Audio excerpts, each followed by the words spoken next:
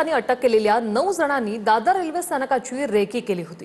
दिल्ली, मुंबईसह प्रमुख शहरांमध्ये दहशतवादी हल्ला करण्याचा प्लॅन होता आणि अटक करण्यात आलेले हे आरोपी दिल्ली, मुंबई आणि पंजाबचे रहिवासी आहेत। अटक करण्यात आलेले आरोपी पाकिस्तानमधल्या शहजाद भट्टीच्या संपर्कात होते।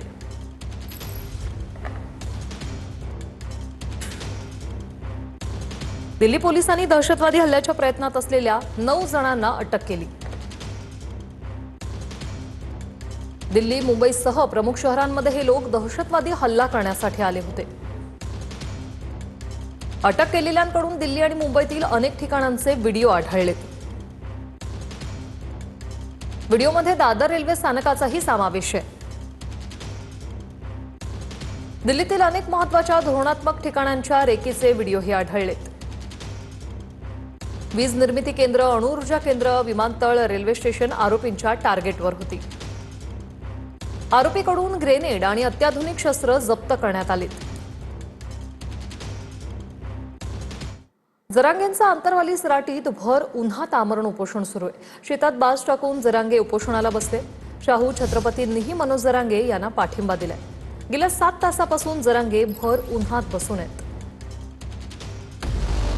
मराठा आंदोलक मनोज जरांगे पाटील आजपासून रखरखत्या उन्हात आमरण उपोषणाला बसले।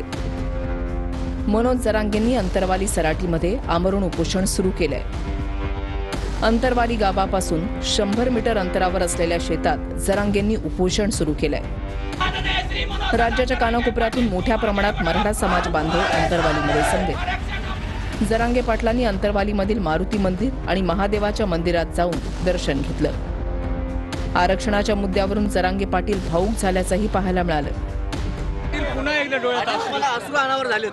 शेवटी मला हे समाज जमला त्याचं मला वाटायला की किती जीव आहे माझ्यावर। इथं अंतरवालीत उभं राहायला जागा नाही, त्याच्यामध्ये माझ्या डोळ्यात पाणी आलं। या समाजाला माझ्याकडून आशा आहे मी हे काहीतरी देऊ शकाल आणि सरकार वारंवार मराठीवर अन्याय करत आहे। मी माझ्या समाजासाठी मरायला तयार, पण मी हटणार नाही। आंदोलन स्थळावर जाण्यापूर्वी जरांगेंनी आपल्या पायातील बूट काढले आणि अनवाणी उपोषण स्थळी पोहोचले। मनोज जरांगे पाटलांनी शेतामध्ये बाज टाकून आमरण उपोषण सुरू केलंय। उपोषण स्थळी जरांगेंनी एक लक्ष्मण रेखा आखली आहे। लक्ष्मण रेखेच्या आत कुणीही येऊ नका असं आवाहन जरांगे पाटलांनी केलंय। कोल्हापूरचे खासदार शाहू छत्रपतींनी मनोज जरांगेंना पाठिंबा दिलाय। मराठा आणि कुणबी समाज एकच असल्याचं शाहू महाराज म्हणाले। मराठा आणि कुणबी हा समाज एकच आहे। कुणबी आणि मराठा समाज एकच आहे। मराठा आणि कुणबी एकच आहेत। पूर्वीच्या काळामध्ये लढाईच्या काळात ते लढायला जात असते, मराठा त्यांना म्हणत असत आणि परत आल्यावर शेती करत असतं ते कुणबी आहेत। तसं सर्व मराठे कुणबी आहेत आणि सर्व कुणबी मराठे आहेत। जरांगेंच्या मागण्यांवर सरकारनं त्यांना काय आश्वासनं दिलीत पाहूया। यामध्ये 58 लाख नोंदींनुसार प्रमाणपत्र द्या। शिंदे समितीने शोधलेल्या नोंदी सर्व जिल्ह्याच्या शासकीय संकेतस्थळावर उपलब्ध आहेत। संबंधित नागरिक संकेतस्थळाला भेट देऊन नोंदी बघू शकतात। आवश्यकता असल्यास नोंदीची प्रत काढून देण्यात येईल। हैदराबाद गॅझेटनुसार कुणबी प्रमाणपत्रांचे दाखले देण्यात यावेत। विभागीय आयुक्तांकडून दाखले वितरित करण्यासाठी एसओपी तयार करण्यात आली आहे। जात पडताळणी प्रमाणपत्र तातडीनं देण्यात यावीत। विभागीय आयुक्त दर 15 दिवसांनी या कामांचा आढावा घेतील। सातारा गॅझेटची अंमलबजावणी करावी। याबाबत महाधिवक्ता यांचं मत घेऊन कार्यवाही करण्यात येईल। यासह मराठा समाजासाठी स्वतंत्र मंत्रालय स्थापन करण्यात यावं। पुढील 1 महिन्यात मराठा आरक्षण कक्ष स्थापन करण्यासंदर्भात कार्यवाही करण्यात येईल। मराठा आरक्षण आंदोलनात मृत्युमुखी पडलेल्या व्यक्तींच्या वारसांना अर्थसहाय्य द्यावं। 275 आंदोलकांच्या वारसांना आर्थिक सहाय्य दिलंय। उर्वरित 31 वारसांना पुढील 15 दिवसात दिलं जाईल। कुणबी प्रमाणपत्र तातडीनं वितरित करण्यासाठी कार्यवाही करावी। संबंधित जिल्हाधिकारी कार्यालयामध्ये हेल्पलाईन पुढील 8 दिवसात सुरू करण्यात येईल।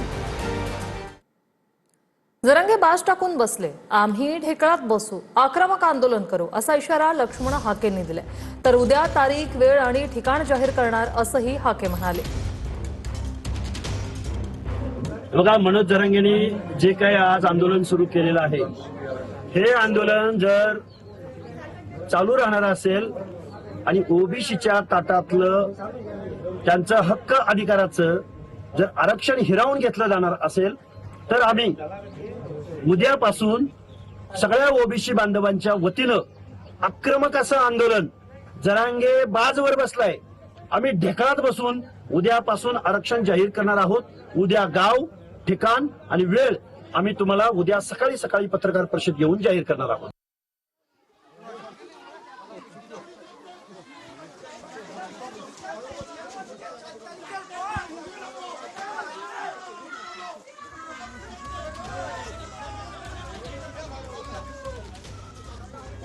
हे दृश्य आपण पाहतोय. पश्चिम बंगालमध्ये टीएमसीच्या अभिषेक बॅनर्जी यांच्यावर हल्ला झालेला आहे. पश्चिम बंगालमधील हे दृश्य, हा हल्ला कोणी केला या संदर्भात अद्याप काही स्पष्टता नाही. मात्र टीएमसीच्या अभिषेक बॅनर्जी यांच्यावर हल्ला झालेला आहे.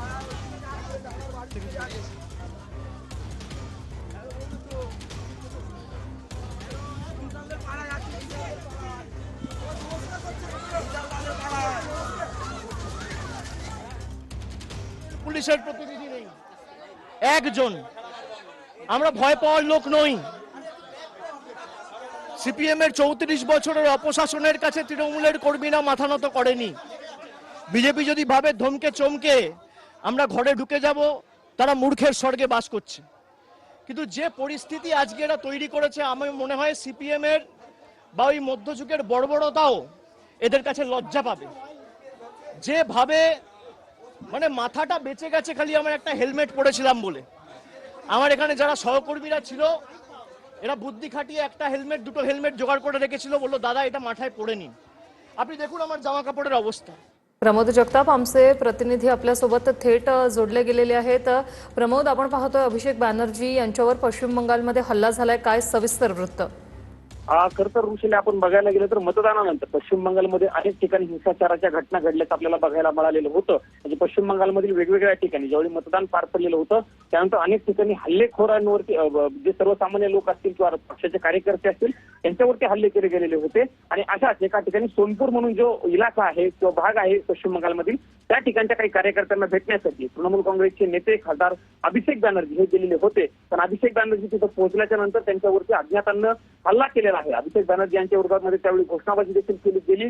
यावेळी अभिषेक बॅनर्जी यांच्याकडनं दावा केला गेलेला आहे, माझ्यावरती जो हल्ला केला गेलेला आहे तो राजकीय भूमिकेतनं हल्ला केला गेलेला आहे, अशा पद्धतीची भूमिका, अशा पद्धतीची प्रतिक्रिया अभिषेक बॅनर्जी यांनी दिल्याचं बघायला मिळालेलं आहे. त्यांनी स्पष्ट म्हटलेलं आहे की ज्यावेळी आम्ही त्या कुटुंबाच्या भेटी घेत होतो त्यावेळी भाजप कार्यकर्ते होते, असा आरोप त्यांचा आहे. कारण त्या ठिकाणी मोठ्या प्रमाणावरती भारतीय जनता पार्टीने सत्ताधारी पक्षाचे खास. नक्कीच, धन्यवाद प्रमोद, तुम्ही दिलेल्या या माहितीसाठी.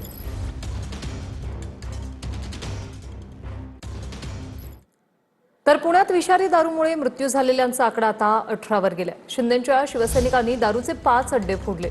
विषारी दारू प्रकरणाचा तपास सीआयडीकडे सुपूर्द करण्यात आलाय आणि 5 पोलीस अधिकारी आणि 4 कर्मचारी यांना निलंबितही करण्यात आलंय.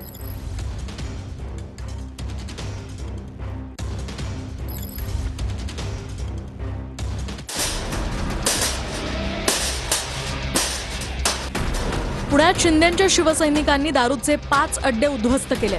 पुण्यात विषारी दारू हत्याकांडा प्रकरणी शिंदेची शिवसेना आक्रमक झाली आहे. शिवसेनेचे शहर अध्यक्ष नाना भानगिरे यांच्या नेतृत्वात दारूचे अड्डे उद्ध्वस्त करण्यात आले. तर पिंपरी चिंचवडमध्ये विषारी दारूमुळे आतापर्यंत 18 जणांचा मृत्यू झालाय. शिवाय आणखी काही जणांवर रुग्णालयात उपचारही सुरू आहेत. हडपसर आणि काळेपडळ या भागामध्ये मोठ्या प्रमाणात दारूचे अड्डे सुरू आहेत. दारूच्या या अड्ड्यांवर प्लास्टिक कॅरीबॅग्स आणि फुग्यांमधून दारू विक्री होत असल्याचाही प्रकार समोर आला. पुण्यात अजून बऱ्याच ठिकाणी बेकायदेशीर दारूचे अड्डे सुरू असल्याचा आरोप आहे.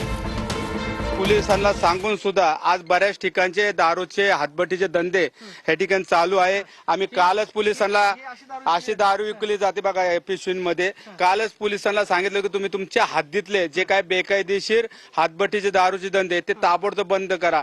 पण आज आमचे सकाळपासून सर्व शिवसेना फिरतात, बऱ्याच ठिकाणी ओपनली हातभट्टीचे दारूचे धंदे चालू आहेत. तर दुसरीकडे पुण्यातील पर्वती पायथा या परिसरात संगीता तिवारींच्या नेतृत्वात गुलाबो गँगनं दारू अड्ड्यांविरोधात हल्लाबोल आंदोलन केलंय. हातात फुगे आणि काठ्या घेऊन घोषणाबाजी करत जोरदार आंदोलन करण्यात आलं. माणसाचा जीव एवढा स्वस्त झालाय का? म्हणजे काय चाललंय काय? पुणे शहरामधली दिवसेंदिवस गुन्हेगारी वाढतीये, या गोष्टी सगळ्या वाढतात. मला हे कळत नाही की जेव्हा हे फुगे विकल्या जातात तेव्हा त्यांच्या त्या दारूची टेस्टिंग होते का? काउंट सांगतायत 15, खोटा काउंट आहे. काउंट खूप मोठा असेल, अर्धे मुर्दे तर गायब केले असतील त्यांनी. मनुष्यवधाचा गुन्हा यांच्यावर दाखल झाला पाहिजे. तर युवक काँग्रेसनं सुद्धा राज्य उत्पादन शुल्क विभागाच्या कार्यालयाबाहेर हे आंदोलन केलंय. यावेळी मोठा पोलीस बंदोबस्त तैनात करण्यात आला होता.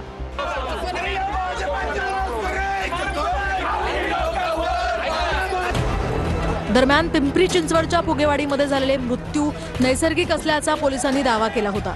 त्यानंतर पोलीस आयुक्त अमितेश कुमार यांनी निलंबनाची कारवाई केली आहे. या प्रकरणी दापोडी पोलीस ठाण्यातील 2 अधिकारी आणि 4 कर्मचाऱ्यांचं निलंबन करण्यात आलं.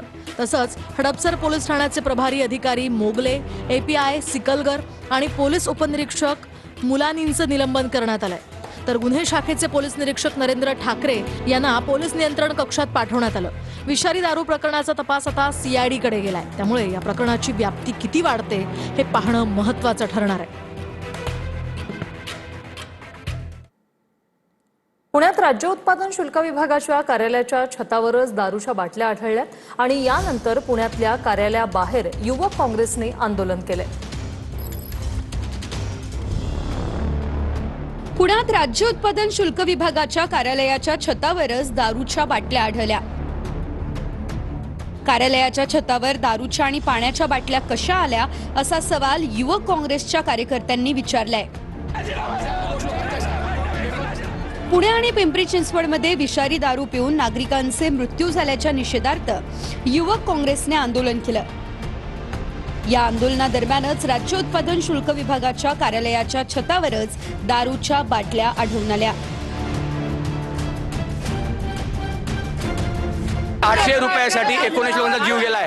हे जीव गेल्यानंतर लक्षात आलं असे कित्येक लोकांच्या किडनॅप फेल झालेले आहेत, कित्येक लोकांच्या आरोग्यावर परिणाम झालेला आहे, ते समोर आलेलं नाही. आणि हे 3 वर्षापासून जर एक मुख्य आरोपी असताना तो सर्रास जर बाहेर फिरत असेल, कारण त्याला माहिती आहे आपण जर 70 लाख रुपये दिले, कोणाला दिले, कसे दिले, त्यानंतर आपलं सर्व इथं बाजार चालणार आहे. तर त्याच्या विरोधात आम्ही झालेलो आहोत. वारंवार या खात्याच्या रेकॉर्डवरचा गुन्हेगार तोच धंदा करतो.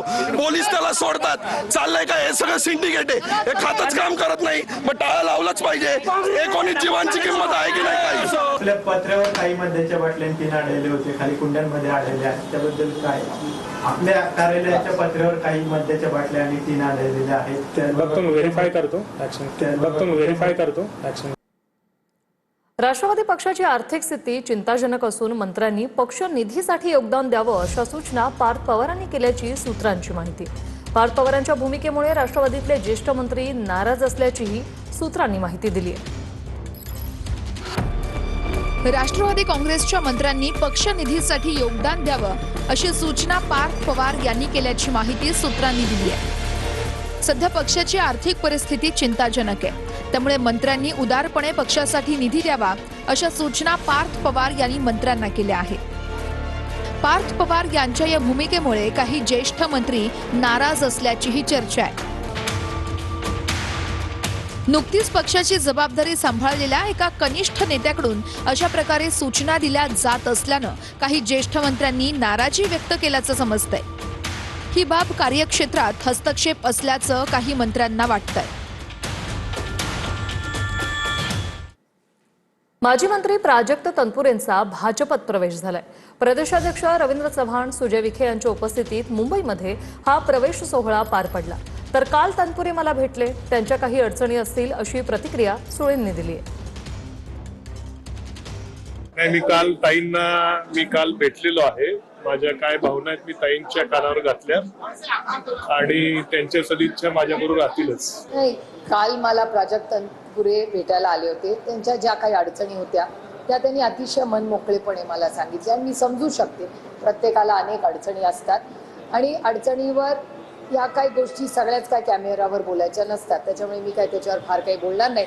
पण माझ्या त्यांना नेहमीच शुभेच्छा कालही होत्या, आजही होतील आणि उद्याही राहील. मुंबईमध्ये CNG 2 रुपयांनी महागला. 15 दिवसात दुसऱ्यांदा वाढ झाली आणि दरवाढीनंतर CNGचा दर हा प्रति किलो 86 रुपये झालाय. घरगुती पीएनजीही आता 50 पैशांनी महागलाय.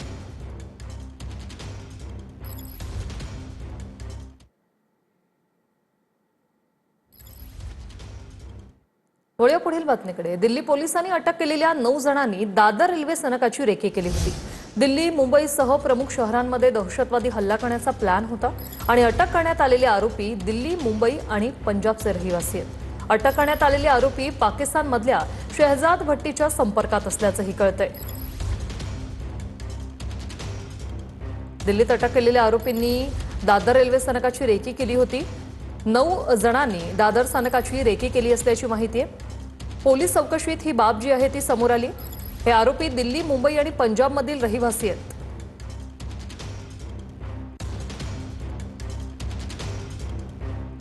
ताब्यात घेण्यात आलेली आहेत. त्यामुळे मोठा हल्ल्याचा कट रचणाऱ्या या दहशतवाद्यांना दिल्ली पोलिसांनी मोठी कारवाई करत मुंबईतून देखील अटक करण्यात आलेली आहे. तर पाहायला गेलं तर दिल्ली पोलिसांनी एकूण 9 जणांना अटक करण्यात आलेली आहे. दिल्ली, मुंबईसह प्रमुख शहरामध्ये हे लोक दहशतवादी हल्ला करण्यासाठी आले होते. अटक करण्यात आलेले आरोपी हे दिल्ली, मुंबई आणि पंजाबचे रहिवासी असल्याची माहिती समोर आलेली आहे. त्यामध्ये काही परदेशी नागरिकांचा देखील समावेश आहे. या आरोपीतील गुन्हेगारी जगतातील जे संबंध होते ते देखील उघड आलेले आहेत. चौकशी दरम्यान ते समोर आलेले आहे. हे सर्वजण पाकिस्तानी गुप्तचर संस्था ISIच्या सांगण्यावरून हल्ला करण्यासाठी इतरत्र रेकी करत होते आणि माहिती गोळा करत होते. या सगळ्या आरोपींच्या टार्गेटवर वीज निर्मिती केंद्रे, अणुऊर्जा केंद्रे, वीज उपकरणे तसेच विमानतळ, रेल्वे स्टेशन सारखी अनेक महत्त्वाची ठिकाणं जी होती ती देखील चौकशीतून समोर आलेली आहेत. या आरोपीकडून ग्रेनेड आणि अत्याधुनिक शस्त्राचा राजस्थानमध्ये सध्या धुळीचं भीषण वादळ आलंय. धुळीच्या वादळासोबतच विजांच्या कडकडाटासह गारपीट झाली. 1 जूनपर्यंत राजस्थानमध्ये वादळाची स्थिती राहू शकते असा अंदाज हवामान विभागाने वर्तवलाय.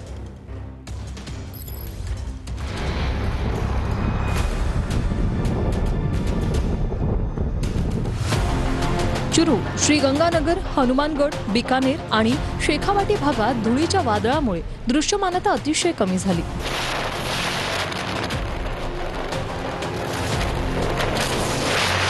वाऱ्याचा स्पीड 40 ते 70 किलोमीटर प्रति तास इतका आहे.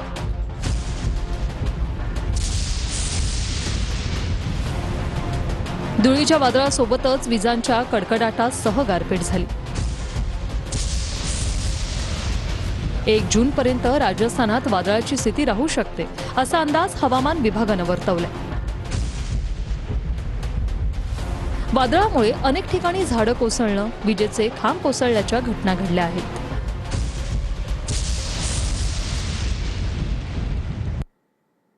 उत्तर प्रदेश आणि बिहारमध्ये जोरदार पाऊस झाला आणि वादळामुळे 48 जणांचा मृत्यू झाला. तर बिहारमध्ये गेल्या 24 तासात वादळी पाऊस आणि वीज कोसळून 17 जणांचा मृत्यू झालाय.